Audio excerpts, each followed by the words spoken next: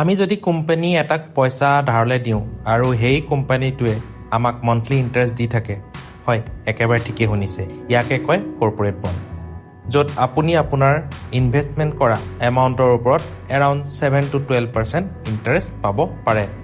আজিৰ ভিডিঅ'টোত আমি বুজিম কৰ্পৰেট বণ্ড মানে কি, কিদৰে কাম কৰে আৰু আপোনালোকে কিদৰে এপ্লাই কৰিব পাৰে। What is corporate bond? Corporate bond হৈছে এটা কোম্পানীক যেতিয়া টকাৰ প্ৰয়োজন হয় তেন্তে পাব্লিকৰ পৰা পইচা ধাৰ লয় আৰু তাৰ বিনিময়ত ৰেগুলাৰ ইণ্টাৰেষ্ট দিয়ে। মানে আপুনি কোম্পানী এটাৰ লগত এটা চুক্তি কৰে যে মই এবছৰৰ বাবে 10,000 টকা দিছোঁ, আপুনি মোক বছৰে 11% ইণ্টাৰেষ্ট দিব। ফৰ এক্সাম্পল, ধৰক টাটা কোম্পানীয়ে 10,000 লাখ টকাৰ এটা নতুন মেচিন কিনিব বিচাৰিছে। সেয়ে কৰিবলৈ তেওঁলোকে পাব্লিকৰ পৰা পইচা তুলিছে কৰ্পৰেট বণ্ড হিচাপে। বেনিফিটবোৰৰ কথা ক'লে fixed income, no' tension, no' ups and downs like share market, যিটো দিয়ে fix rate of interest. Interest is better than FD। Bank FD দিয়ে আপ টু 8%, কৰ্পৰেট বণ্ডে দিয়ে আপ টু 12% পৰ্যন্ত।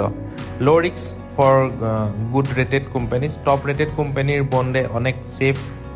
টাটা, PNB, HDFC, পাৱাৰ গ্ৰিডৰ দৰে কোম্পানী। প্ৰেডিক্টেবল ৰিটাৰ্ণ, আপুনি নিশ্চিত থাকে যে ইমান টকা বছৰত বা মাহত আহিবই। নৰ্মেলি কোম্পানীবোৰ ইণ্টাৰেষ্টটো মান্থলি দিয়ে আৰু বণ্ড টেনিয়ৰ কমপ্লিট হ'লে মূলধনটো ঘূৰাই দিয়ে। Way to buy corporate bond.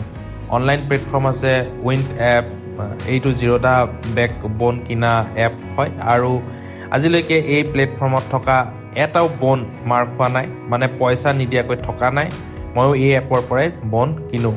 মই এপটোৰ স্ক্ৰীনশ্বট মাৰি দেখাই দিছোঁ, এনেকৈ বণ্ডবোৰ দেখাই থাকে কিমান ইণ্টাৰেষ্ট পাব আদি, বা ইণ্ডিয়া বণ্ড, গল্ডেন পাই আদি এপো ইউজ কৰিব পাৰে বণ্ড কিনিবলৈ। এইবোৰত আপোনাৰ পান, আধাৰ আৰু বেংক একাউণ্টৰ ইনফৰমেশ্যন দি আপুনি কৰ্পৰেট বণ্ড কিনিব পাৰে। বণ্ড মানে ছেফ, এইটো ভুল আকৌ।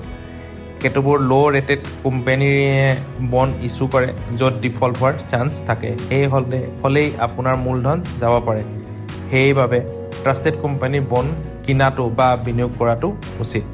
তেতিয়াহ'লে বন্ধুসকল, আপুনি যদি ফিক্সড ইনকাম বিচাৰে, কৰ্পৰেট বণ্ড হৈছে আপোনাৰ বাবে এটা ধুনীয়া অপশ্যন। বিনিয়োগ কৰক বুজি লাভ পাব নীতি। ভিডিঅ'টো উপকাৰী যেন লাগিলে লাইক, শ্বেয়াৰ এণ্ড কমেণ্ট কৰক আৰু এনে এডুকেশ্যনেল ফাইনেন্স ৰিলেটেড কণ্টেণ্ট পাবলৈ আৰ্থিক বাৰ্তা চেনেলটো ছাবস্ক্ৰাইব কৰিবলৈ নাপাহৰিব। আজিলৈ আহিছোঁ, ধন্যবাদ।